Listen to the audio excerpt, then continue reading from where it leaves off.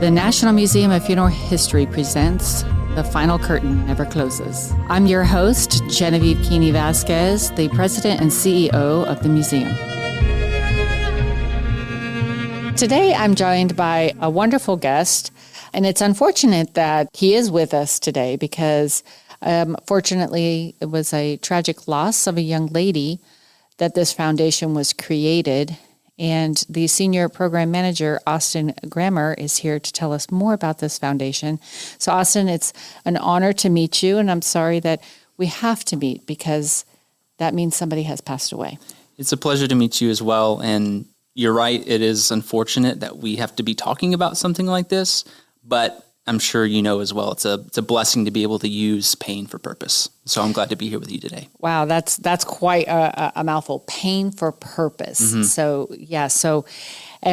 We're talking about the pain that perhaps the parents are feeling, the pain that was left behind by her absence, and now trying to find a way to turn that into something positive, right? Exactly. And trying to get people to understand that an innocent life was lost from a very simple act that could have avoided all of this, correct? 100% right. It was a split-second decision that made an impact on an entire family and then ultimately an entire community. Wow. And that simple act we all know is a law, mm-hmm. right? That we're required to do this, yet we still feel that we can maybe just for 1 second not need to obey that law, right? And what is the law that we're talking about? The law we're talking about is buckling your seatbelt. It's a law in every state in the U.S., and it's something that everyone says that they do. In fact, I think it's something like 91% of people say that they buckle their seatbelt every time. But our executive director says this, and I'll repeat the sentiment, is that 91% of people do it most of the time. It's those split-second decisions where, there's something in your back seat, or in Kailee's case, she unbuckled to take a selfie with a friend, and she, may not have wanted that strap in the photo with her. And it's those split-second decisions that can really impact a life. Yeah, that's tragic. So we're talking today about Kailee Mills, who was a young lady who was actually not far from home when this happened, going out with her friends for the evening. Mm-hmm. And like you said, social media is everything nowadays, and wanted to capture that moment in time with her friends, and took her seatbelt off to get into the back seat, I understand? Yes, to jump in that back seat with them when the accident happened. And I understand that everyone else in the car survived. Exactly. Yeah, there were, I believe, 4 people in the car. And besides Kailee, the most serious injury that happened was some cuts on the hand from exiting the vehicle with broken glass. Oh. So everyone else walked away virtually unscathed, and Kailee was unfortunately ejected from the vehicle because of that crash. Wow. Yeah, and people don't understand that, if a vehicle is going 30 or 50 or mm-hmm. 70 miles per hour, then when the vehicle stops abruptly, right, everything else in that car is still going 30 or 50 or 70 miles an hour until that something hits something to stop them. Exactly right. And we say this when we're doing our school programs. A lot of the kids have been through maybe a physics class where they learn about Newton's laws of physics. Right. And the seatbelt is designed to stop you with the vehicle, that 3-point seatbelt. And if you don't have it, it's the first thing that you hit that's going to stop you, whether that's the back seat or the front seat that you're hitting, whether that's somebody else in the car, whether that's the windshield, or whether that's the road. It's going to stop you some way or other, and we want that to be the seatbelt that does the job. Right, something's going to stop you, right? Right. I would rather a seatbelt stop. It's interesting. Yesterday when I got picked up at the airport, and I got in the back seat of the Uber, and in a split second, I just kind of like moved around and got comfortable, and I thought I really did. I said, oh, I probably don't need to wear my seatbelt. I'm in the back seat. I'm okay. But I didn't know that the Uber driver's car had this alarm sounding that wouldn't shut off until I put on my seatbelt. And she kindly turned around to me and said, "Can you please put your seatbelt on?" Mm-hmm. And which I did, which stopped the alarm. But I also think that there's this misperceived notion that because you're in the back seat, you don't need to wear the seatbelt. And I was guilty as charged yesterday. Exactly. And I mean, even historically, laws, when they were first passed in the U.S. in the 80s, only required front row folks to buckle up their seatbelt. But you're just as likely to be ejected or injured in a crash, front seat or back seat, if you're not buckled. And like we were saying, that when someone's not buckled, they become a weapon for everyone else in the car as well. Yes. And so whenever we're talking to our kids that say, be selfish about your safety, it's not just you that needs to buckle up. You need to encourage your friend to buckle up, because if you get in a crash and you're rolling over, they can come and hit you. And one, you want to save them, but be selfish about your own safety as well. Wow. Yeah, I didn't even think about that. Becoming a weapon for other people within the car who are seatbelted in, right? Wow. What a tragedy. So this foundation was started by her family? It was, and it was pretty quick after the crash. So on October 28th of 2017 is when Kailee was in the crash with her friends. And that same weekend, they had already put up a wooden cross right outside her neighborhood where the crash was. She was about a quarter mile from her house on a 30-mile-an-hour road. Like all of these things that, you think this is not a scenario where someone is ejected and dies in a crash. But all those things came together, and she, unfortunately did die, and they put up the cross. And that same weekend, about 200 students gathered outside the cross and were praying and just being in that space with Kailee. And her dad decided to go and speak with them. In the midst of his pain, 2 days after losing his firstborn child, went and spoke with them and just saw the impact that it had on all those kids. And he says, we have got to spread the word about this. There's not many people talking about seatbelt safety because the assumption is everyone's wearing their seatbelts. But the reality is the number one cause of death for folks 12 to 19 is a motor vehicle crash. And over half of those kids who die in motor vehicle crashes are not wearing their seatbelt. And so it's an epidemic that is not identified as such. And so he created a ribbon for Kailee. They had it at her funeral, and then they chartered the nonprofit and started developing programs from there. So 2 days after her death, his pain for purpose began. Absolutely. And the ribbon is actually a beautifully designed ribbon. It's green. Was green her favorite color? Yes, mint green was her favorite color. And I think the first iteration may have started out as pink, but they didn't want any confusion with breast cancer awareness. And so they picked mint green because that's her favorite color, and then put a little seatbelt icon on it as well. And it's a perfect ribbon for what we do. Oh yeah, definitely. And so for here at the museum, our circle portion of our logo is green because to us, green represents life, right? So I can see like the legacy of Kailee is living on through the color of green, and what it represents is that if you do wear your seatbelt, seatbelts equal life. Absolutely. And so it's important. And, it like you were talking about the age group that is affected by the deaths of non-seatbelt wearers or automotive accidents. And a lot of it is just because children don't understand, psychologically and biologically, their frontal lobe isn't completely developed at this time in their life. And so they do have a hard time understanding the severity of the consequences behind their actions and what it can lead to if they don't wear their seatbelt all the time, or if they think, oh, it's just 1 second, I'm going only 30 miles an hour and I'm just down the road, right? And I think even adults can be at fault for that. Absolutely. And I always hear this saying that the majority of accidents happen within a mile from home. Yeah, that's absolutely right. And I think that's because of the comfortability you have with the area that you're in.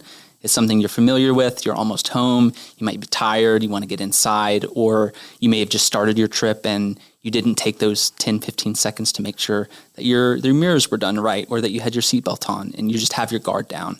And that's when it counts the most. It's when you need it the most. Yeah, or you're driving away with making sure you didn't forget anything. Exactly. Did you turn the coffee pot off? Did the garage door get closed? Did the dog get let out? Yeah, all those little things that tend to plague our ability to focus as we're leaving home, or like you say, coming home from a long day. So that totally makes sense. So I always have I have a habit of, as I am backing up, my seatbelt is clicking. I don't click because I'm a multitasker, right? So my multitask in those moments is backing slowly out of my driveway while putting on my seatbelt, right? But my seatbelt's always clicked by the time I hit the street. Sure. So, but it's so routine for me now that I do it effortlessly. Right. And I was with my kids as they were getting older. I remember one of my young ones when we were teaching her the importance of seatbelt. We did seatbelt drills for probably about 25 minutes where they would get in the seat, put on their seatbelt, get out. Get in a seat, put on their seatbelt, get out. Because we wanted to, again, stress at a very young age the importance of seatbelts and that they can put their own seatbelts on. And my kids just did it effortlessly throughout their lives. So I think it's important to teach children very young, once they're out of that car seat, do a seatbelt drill. Absolutely. It's not punishment, it's saving their life, right? Absolutely. Yeah, the repetition and the habit forming is what's so important because, I mean, we were all kids. We all felt invincible. Yes. There was maybe things happening around us that we didn't even know about. Maybe kids our age were getting in car crashes and people being injured, but that's nothing that we heard about because we were protected by the adults around us from hearing that kind of thing. And so really just educating, we like to frame it when we're in front of kids, think about more than yourself, think about the people at home who are expecting you to get home safe. Think about them when you make that decision. Take an extra 5 seconds. No one thinks you're uncool for buckling your seatbelt. Yeah, exactly. So just do it. It's a habit forming thing. Just take that extra couple of seconds for the first 15 days. Do it intentionally. And then eventually, like getting home once you memorize a route, you don't even remember doing it. I know. You've just I've done done that. it. Yeah. You're like, how did I get here? Yeah, exactly. You're like, did I stop at the stop sign? Oh, I had to because I do it all the time. Right. And there's also this misconception about cars being safe. Oh, yes, true. If you were to get on a roller coaster, David says this all the time. If you get on a roller coaster, you're making sure that thing is down. You're double, triple checking it. You're asking the 16-year-old who's running the roller coaster if it's done right. Exactly. And you should do that with anything with a motor. Yeah, that's true. Make sure that you're buckled up because, even 20, 25 miles an hour, if you fall off something, four-wheeler, dirt bike, car accident, that's fast when you're stopping immediately. And I think people don't understand the whole inertia and how fast one has to go before it has consequences on our internal organs, right? Exactly. And again, kids are fearless, right? They're fearless, and they also think that they're invincible. And I think a lot of it is just because the concept of death for them is it's not realistic, right? Because they're not exposed to it in a way that they can relate to. If they have exposure to death, it's more entertaining. It's maybe in a video game or cartoons, so it's out of touch, right, for them. And so, or sometimes kids like to see what they can get away with, right? Exactly. If they think that they can get away with not wearing their seatbelt and not realize, I did it last time and nothing happened, so I can do it again. Right. And that doing it again becomes a habit, and then a habit eventually could potentially be right.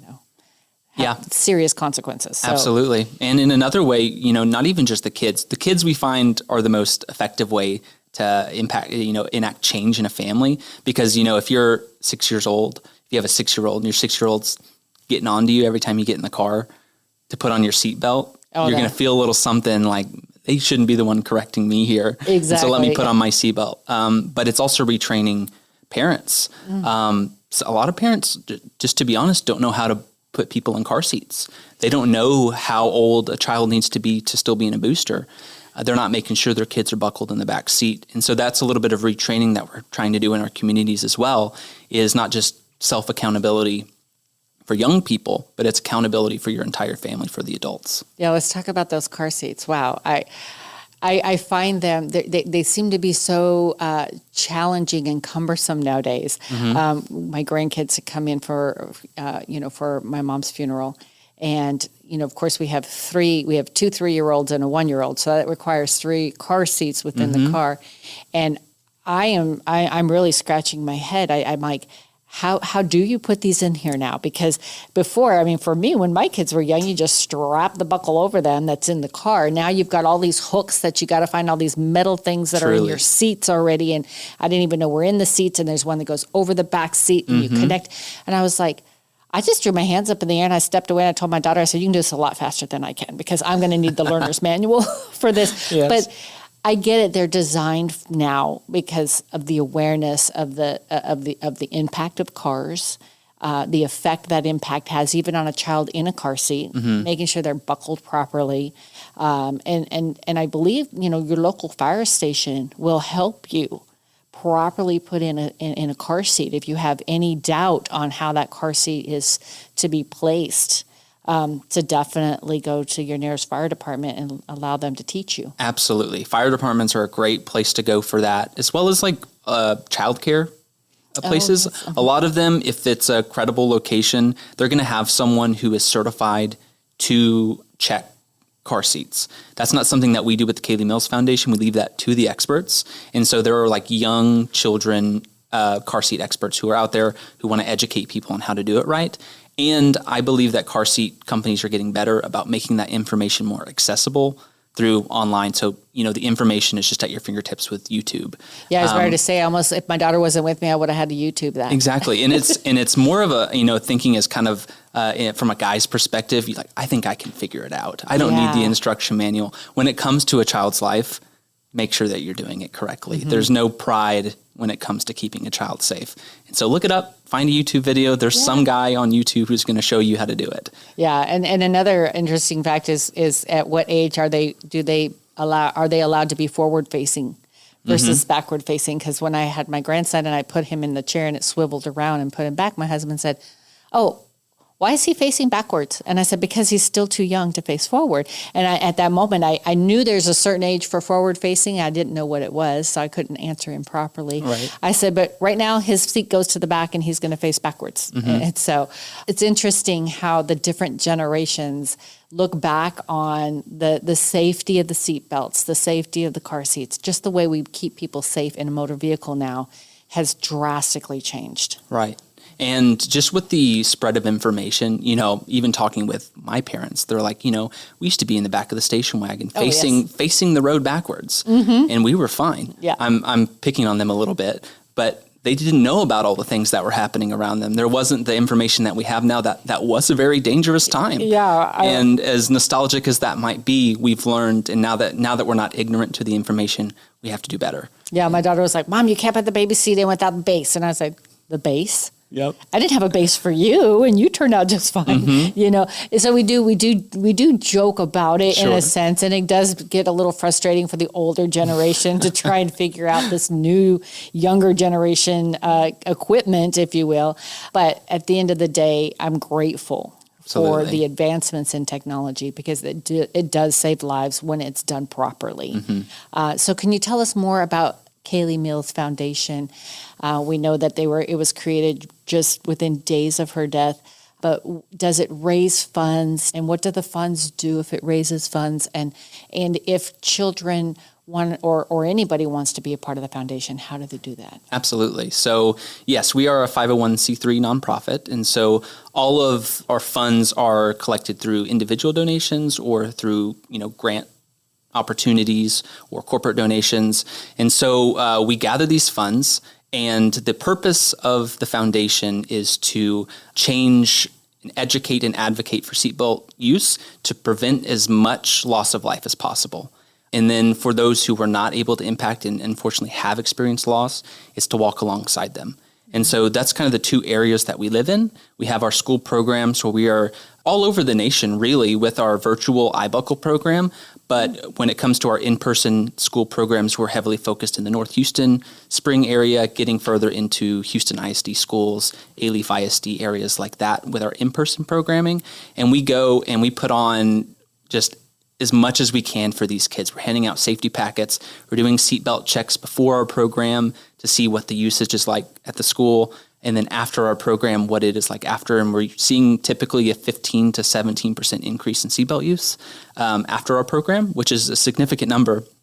We'd like it to be 100% Of course, wouldn't we all? For all of the kids. But it's about the incremental changes that you can make, because that can change so many family trees, is even that 15 to 17%. And so we go into these schools and we'll bring an impact speaker, whether that's David Mills, that's Kaylee's dad, or Dustin Krieger. He was on the fire department and he was one of the first responders at Kaylee's crash and happens to be one of David's friends. And he did have to break the news to David that Kaylee had passed on the day. And so they have really two powerful testimonies about Kaylee and about who Kaylee was before that, and then what Kaylee's story has done after that.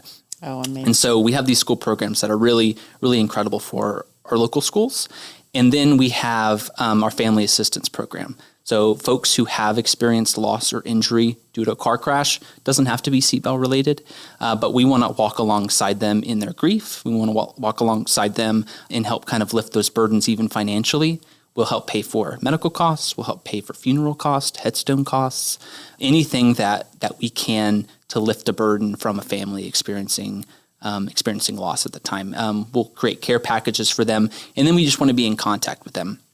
We know that as soon as a crash happens, oftentimes the community will surround a family, and it's beautiful. Then a couple weeks pass. You're still in the hospital. People aren't coming around anymore. That's where we want to be. We want to be in that liminal space with them as they're transitioning back into, quote, regular life, normal life, so that they don't feel alone. Because the only thing worse than being sad is being sad and alone. Yes. And so that's kind of where we live.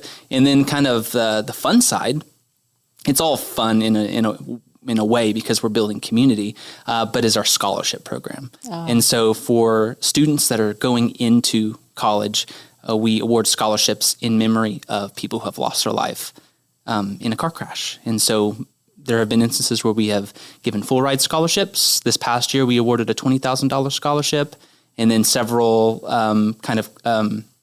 second and third place prizes all across the state and all across the country. Kids are applying for these scholarships, and they do an advocacy event where they have to fundraise for the Kailee Mills Foundation, and they have to call a family of someone who has lost a child and interview them and talk about the impact of seatbelt safety in their own home and how they can advocate for seatbelt safety in the name of their child. And so it's a really impactful scholarship program. Thousands of people start the application. Very few finish it because of how intense it is. And so because of that, every kid who completes the scholarship application essentially gets a scholarship. So it's a very high percentage that you'll get something.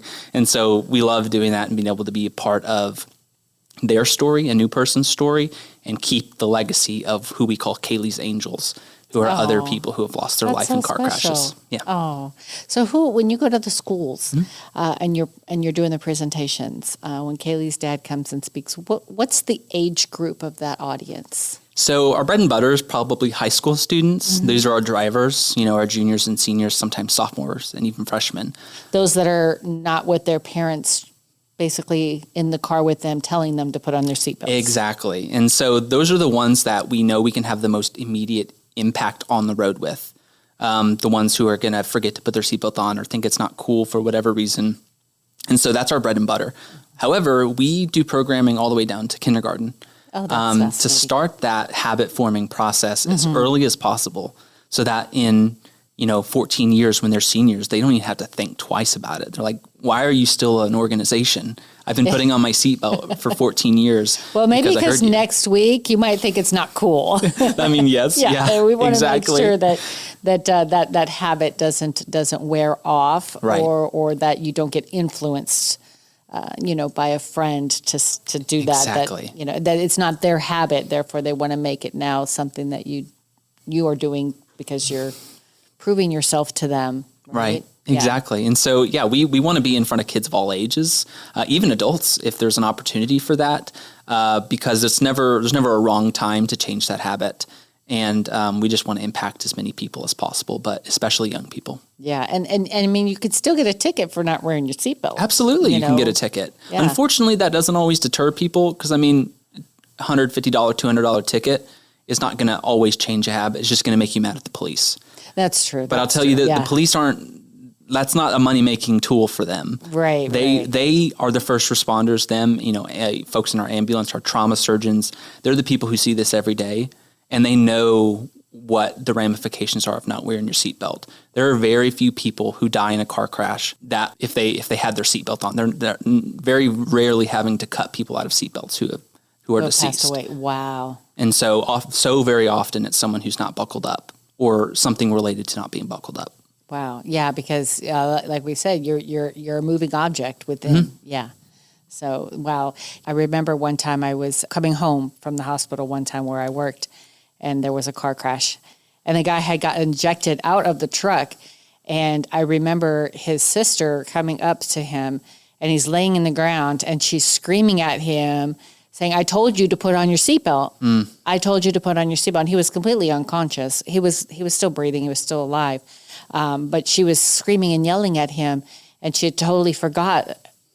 She was so focused on him, she had forgot that there were two children also in the car. They were seatbelted in, but another bystander had already got him out of the car because the way the car was on the freeway, they had to remove the children for the safety, right? Yeah. So they took the children out of the car, and all she could focus on was her brother who had been thrown from the truck. Yeah. And the bystander had the children still on the freeway, but not what I felt was in the safe position. And so processing that whole scene and realizing that because he didn't wear his seatbelt, she put her own children in danger. Mm-hmm. So he impacted 3 lives that night just by not wearing his seatbelt. Again, he did survive. Yeah. But the fact that his act took her focus away from 2 young children who couldn't fend for themselves. Yes. They could have turned out a lot worse. Exactly. And, one of the things that we hear sometimes, maybe not as much anymore, is that, what if I get in a crash and I'm stuck in my seatbelt and I can't get out? Yeah. I'll just tell you right now, that is such an unrealistic scenario. The data shows it. Less than 0.5% of people that die by fire or by water, which is that fear of if I go into a lake or if my car catches on fire, die because of the result of them being caught in a seatbelt. So are you saying that it's very, it's more often than not that seatbelt will release? Absolutely. If your car's on fire, yes, or your car gets submerged into the lake. And you're putting yourself in a situation where you might be able to be conscious to help get yourself out. If you're not in that seatbelt, you're much more likely to be knocked unconscious, to be ejected from that vehicle. The risk of being caught inside the seatbelt, which is the argument that we hear, is just unrealistic, and so it's not worth it to do it for that reason. So the seatbelt saves more lives than it traps. Absolutely. Is what we're saying. Yeah, seatbelts save. The data shows at least 15,000 lives every year in the U.S. Wow, U.S. alone. Wow. So although we unfortunately lost Kailee, it seems that she is creating a ripple effect that continues to be formed even today, and it sounds like it'll be formed for years to come. Absolutely. Kailee was a 4.3 GPA student. She wanted to be a doctor, and so she wanted to save lives.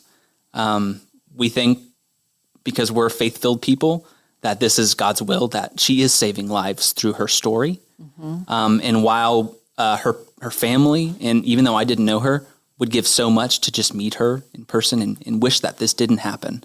Of course. But because it did, we're able to use her legacy for something positive, and that positive act is saving lives of young people just like her. Wow.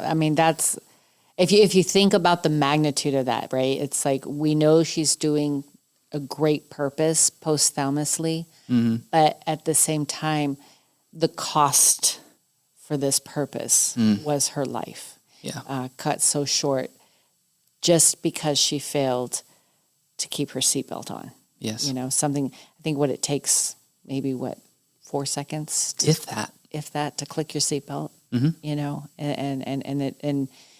our life ends in a blink of an eye, Wow. And I know that, everybody would love to leave a legacy in their life. But I think that it's more profound for us to ask people who are listening, young teenagers, young adolescents that are listening, that let's not let your legacy be when you're young. Live a life and have that life that's been lived be your legacy. Absolutely. Every time we go and visit students, we talk about the statistics and the science behind how to keep them safe. But we always end with, we're telling you this because every one of you matter. Mm-hmm. Yes. To us, to your friends, to your family, to your community, and your loss would be felt. We don't want to lose you. You're going to go on to be doctors and lawyers and teachers and maintenance folks and like all these incredible things in our community. You're going to be a mother. You're going to be a father. Exactly. And you're going to then understand the significance of wanting your child to put on their seatbelts. Absolutely. And have that opportunity to live a long life. Absolutely. And so that's really the message, is that your life matters. And there's so much in this world we cannot control. Mm-hmm. But this is such a high impact thing that we can control. And it just takes a second of deciding to buckle up and then remembering why you're buckling up. We like to say buckle up for Kailee, but you can put buckle up for mom, buckle up for dad, buckle up for brother. Yes. Just buckle up. Do it for somebody that you love. Yeah. So just know that clicking it is cool, right? It is. Clicking it is so cool. Yeah. Click it, unclick it, click it, unclick it. Yeah. Make a little rhyme out of it. Make sure it ends with a click. We have a ding ding jingle that says, you hear that ding ding, buckle up that thing. It is hilarious. I recommend everyone look it up. It is catchy, and it will remind you to put on your seatbelt. And say that one more time. You hear that ding ding, buckle up that thing. There you go. There it is. You know what, Austin? It has been a pleasure to meet you, an honor to talk with you, and more so have an opportunity to continue to advocate for Kailee and her family. If there's any questions that you guys have, where can they go to get more information? Yes, you can find us on all socials, so Facebook, Instagram, all of that.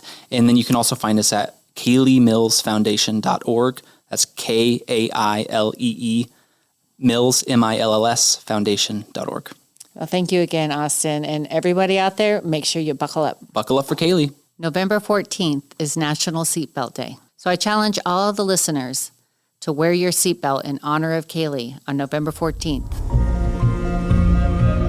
Thank you for joining me today on this podcast, and I hope that you will share this episode with family and friends. We look forward to any feedback you have to offer by giving us a review on Apple or Spotify. And always remember, any day above ground is a good one.